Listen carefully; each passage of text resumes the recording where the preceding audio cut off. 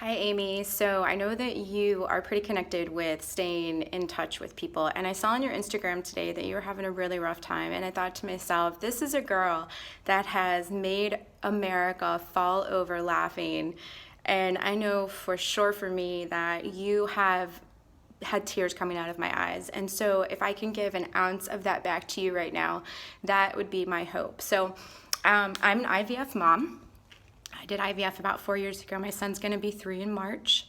I did a split donor program, so that means that I donated half of my IVF cycle to a mom that could not use her own eggs. And so in return, they paid for half of my IVF cycle. So it feels like yesterday, but feels like so long ago. So anyways, I want to make this short clip for you to highlight a couple of things that IVF moms go through that doesn't really get talked about a lot, but I know that you would appreciate. So I hope that I can make like a little, I'm not that funny of a person, I promise. I just hope to make you giggle a little bit, to just kind of give back to you what you have given to so many people, which is just laughter and light and in real life, like real fucking life.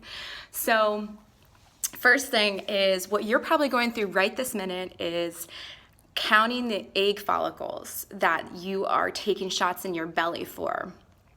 First of all, I don't think I know an IVF mom that hasn't watched 72 IVF videos on to make sure that we are doing the shots right.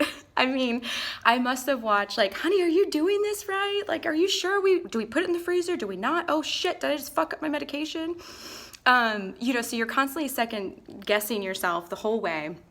And then you go in like every other day and they are shoving that ultrasound stick up your vagina. Like they are driving a semi truck from like fifth gear and cramming it into one, like fifth gear to first gear.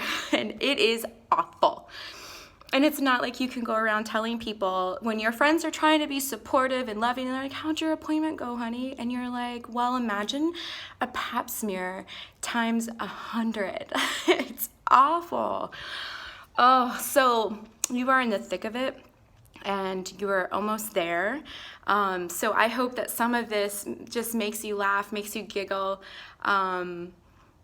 makes your day a little bit brighter today. So a couple of the things that I thought about was our husbands, right? So they are trying to be so supportive, and they try to make light of things, right? Because they don't have anything else better to do. And so I remember when coming out of IVF and they did the egg retrieval day, and I said to my husband, so how are my eggs? And he takes a video of this and he goes, scrambled. So as much as we want our husbands to like be a part of our process, sometimes it's really good to let them in, make us laugh.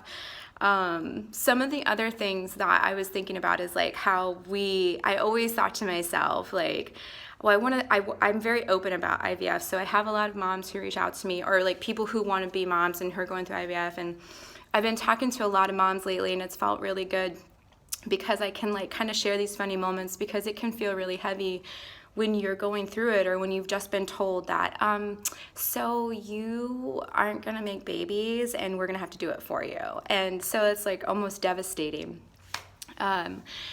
So some of the other things that I thought about going through IVF was always thinking that I wish that my husband could experience an ounce of my craziness, like from the hormones, because your estrogen is at like 6,000 when it should be at like 60. And so a little backstory on my husband and I, we actually our infertility is male factor, and not a lot of people are educated on that. So like having to go through this process and everybody's like, oh, what's wrong with you, has been really brutal, because it's really like it's both of you are in this together, but you have not had pure payback until your husband goes on Clomid. Like, you have not met a more crazy person. And I get like a little, I'm sorry about this, honey, I get a little bit of a thrill knowing that he's a little crazy sometimes. That's not nice. I probably shouldn't say that, but it is like, you know, it's our story, it's our journey. So with that said, and I will end the short video on this. So you go through all of IVF, you put your body through everything, your emotions, your heart, everything, and the kid comes out and he loves his daddy.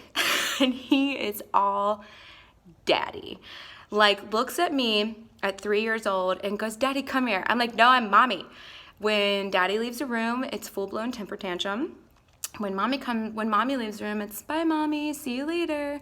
So I guess the ha-ha's on me because I went through everything and finding out it was a boy, thinking he was gonna be a mama's boy, and he is a daddy's boy. Mic drop.